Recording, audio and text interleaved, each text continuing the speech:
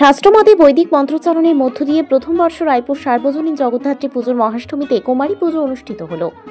বুধবার এখানে কুমারী রূপে পূজিতা হলেন সিমলাপাড়ের লক্ষ্মীসাগরের বাসিন্দা পেশা ব্যবসায়ী জগন্নাথ চন্দ, গৃহবধূ মা চৈতালি চন্দের 7 বছর বয়সী কন্যা তৃতীয় শ্রেণীর ছাত্রী শ্রীতমা চন্দ।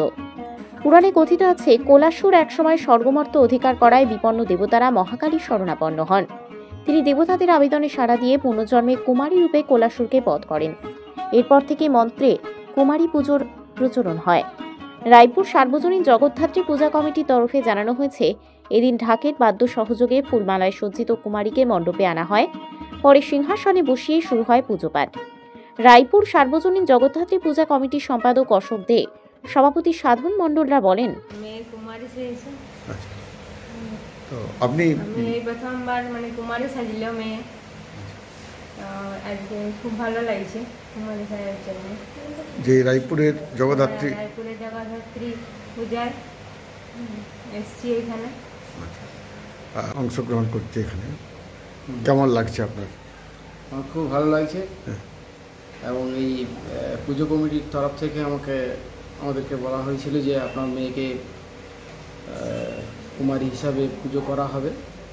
মেয়েরা তো মায়েরই জাত, মাতৃরূপে আমরা দেবীকে আরাধনা করি, সেই রূপেই আমরা এখানে আরাধনা করা হচ্ছে, পুজো করা হচ্ছে। এতে আমার খুব ভালো লাগছে, আমি খুব আনন্দিত হয়েছি। কুমারী পুজোর বিষয়ে সত্যি কথা বলতে গিয়ে এটা আমাদের বিশেষ একটা আকর্ষণ ছিল পুজোয়, এবং আমাদের এইখানে দুর্গাপূজা বা অন্যান্য কোনো পুজোতেই কুমারী পুজোর ব্যবস্থা এর আগে করা হয়নি। তো সেই হিসাবে এইটা করার মধ্যে আমাদের দারুণ উদ্দীপনা এবং এর মধ্যে এটা আমরা সম্পন্ন করলাম। লক্ষ্মীসাগরে যে ভদ্রলোকের মেয়েকে আমরা কুমারী রূপে পূজা করলাম, জগন্নাথ, তার তিনি হচ্ছেন জগন্নাথ বাবু। লক্ষ্মীসাগর গ্রামে তাদের বাস এবং তার মেয়ের নাম শ্রীতমা।